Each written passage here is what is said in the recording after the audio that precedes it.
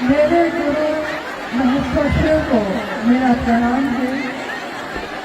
स्टारखंड के प्रथम शिव के शिष्य और हम सबों के परम आदरणीय वरीय गुरुभ्राता साहब श्री हरिनानंद जी के चरणों में मेरा प्रणाम है।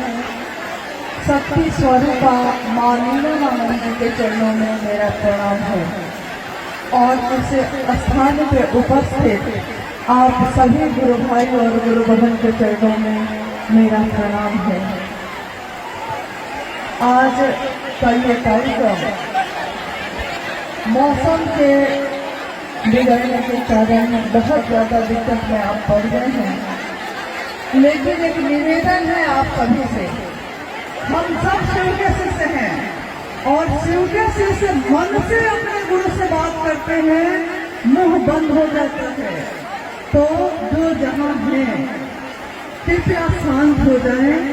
और जब भी मैं ऐसा कभी माहौल हुआ है तो मुझको साहब की वही बात याद आती है जो उन्होंने हमेशा कहा है कि जरा सी चली मलय की झोंक, अरे थोड़ी सी बारिश ही तो हुई है, क्या हो गया ऐसा?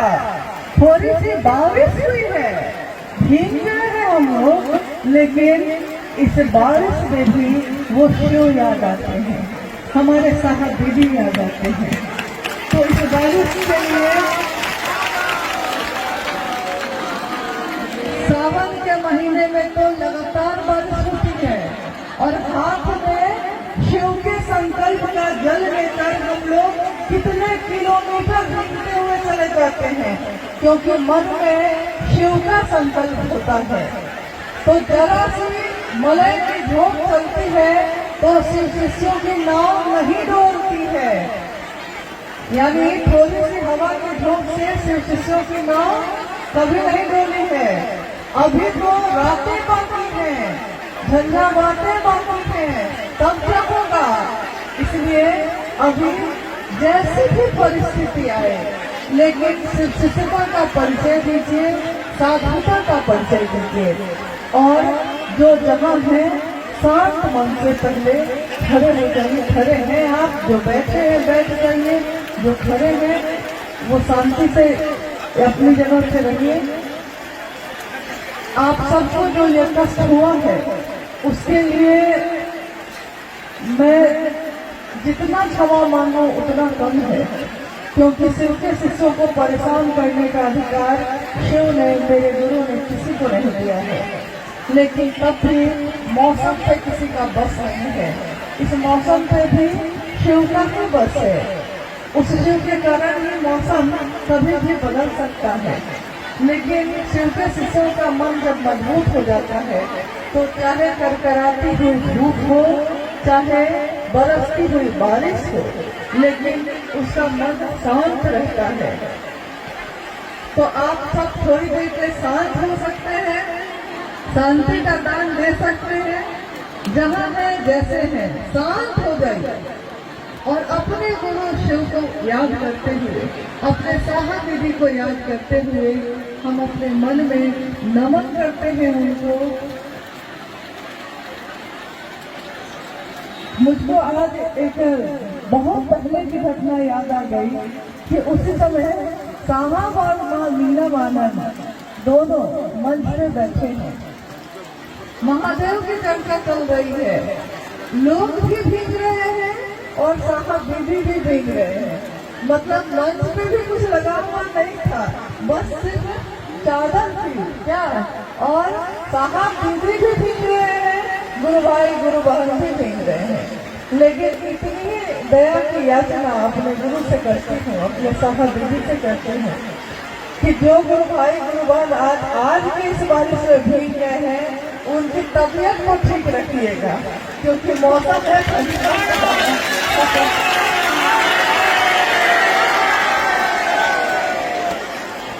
और जैसी स्थिति है उसमें बहुत देर आप लोगों को कष्ट देने की स्थिति नहीं है, इसलिए हम लोग थोड़ी देर में हम लोग भी लौट जाएंगे, आप भी लौट जाइएगा, लेकिन बहुत स्थिर से धीरे धीरे, कोई हड़बड़ी नहीं होनी चाहिए। अगर किसी भी गुरु भाई गुरु बहन को थोड़ी सी चोट भी अगर लग गई तो मेरे गुरु पे आरोप लग जाएगा। इसलिए गुरु का ध्यान करके एक दूसरे की मदद से यहाँ से धीरे धीरे निकलिएगा। रही बात महादेव की चर्चा की, जिसके लिए ये आयोजन है आज, तो महादेव की चर्चा या महादेव का काम गुरु का आदेश अनुसार करने भर से गुरु की दया मिलती है। तो गुरु का आदेश जो है वो हम सब कर भी रहे हैं, करते चले जा रहे हैं, लेकिन गुरु के आदेश के साथ उन्होंने ये भी कहा है कि हमेशा हम लोगों को सावधानी भी रखनी चाहिए, क्योंकि जगत में रह के भी तो महादेव की बात हो सकती है। तो जगत में रहना है तो कैसे रहना है? शिव की तरह। जगत में जीना है तो कैसे जीना है? शिव की तरह। और जगत में जो हम पल प्रतिपल जी रहे हैं अपने महादेव की तरह।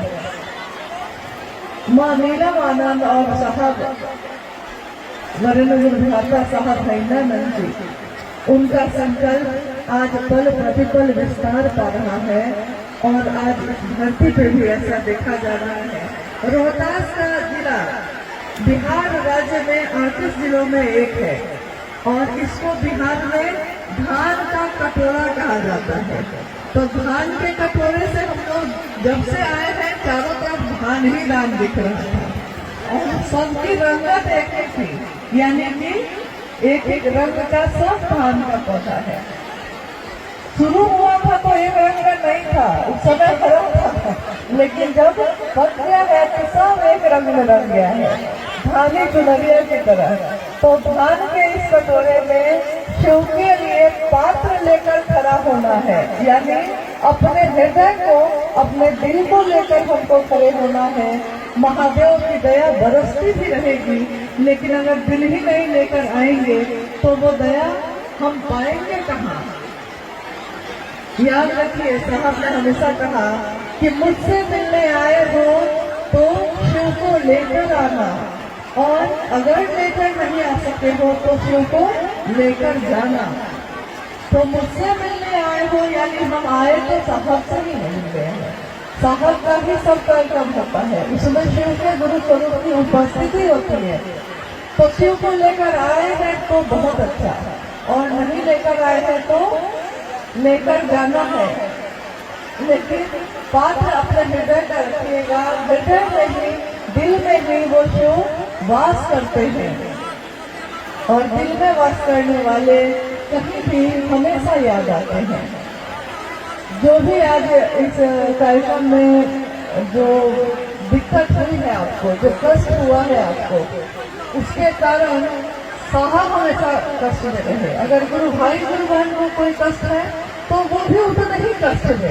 नहीं कहते हैं कि चोट लगे तुझको तो दर्द मुझे हो, भीगे आप हैं और ठंड मुझको लग रहा है कि कैसा लग रहा होगा, भीगे आप हैं।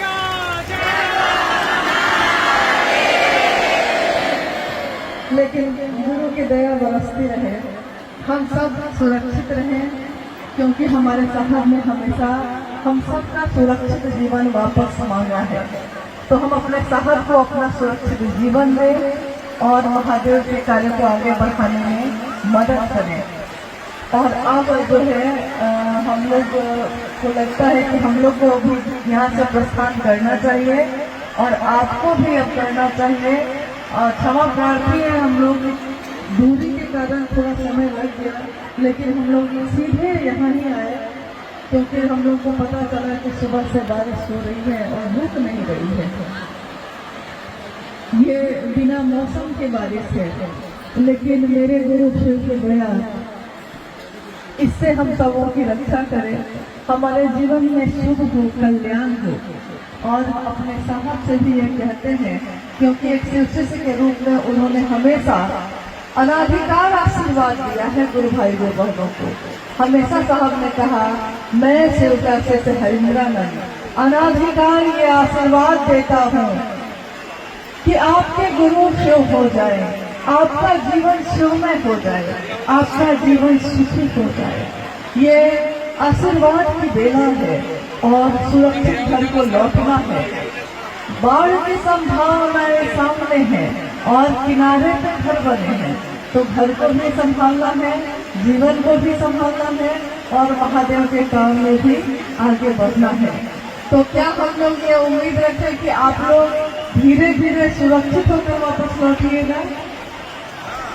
सब कोई किसी को धक्का नहीं देगा, कोई हड़बड़ी में नहीं चलेगा। खाबुकी ना चली बा, खाबुकी ना बोली बा, धीरे धरी बा पाओ, सरल ही रही बा, सहज ही चली बा, ये भरत गोरख ना। शिव के शिष्य ने ऐसा कहा है और हम लोगों की भेंट तो सीधे शिव के शिष्य से ही हो गई है। तो धीरे रखिएगा पाओ, धीरे चलिएगा और अपने घर को सुरक्षित लौट जाइएगा। और जहाँ से भी आए हैं, जिस भी क्षेत्र से आए हैं, अपने घर पहुँच के सबसे पहले क्या करिएगा? कपड़ा बदलिएगा और चाय पीजिएगा ताकि गर्माहट आ जाए और अपने गुरु शिव को याद करिएगा कि गुरु ने ऐसे ही चाहा था मिलाना तो ऐसे ही मिल गए। अब क्या करें?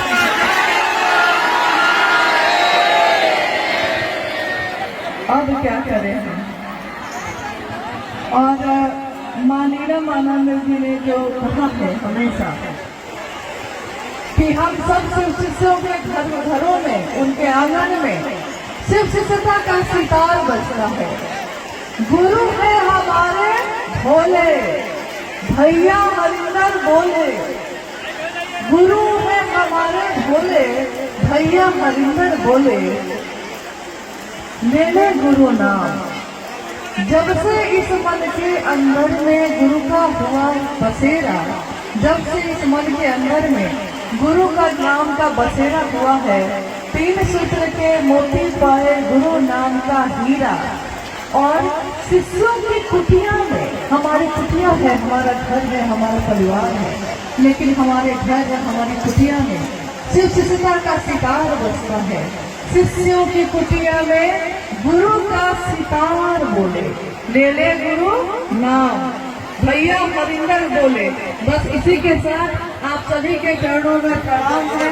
आप सभी सुरक्षित वापस जाएं। आप सबको मेरा प्रणाम।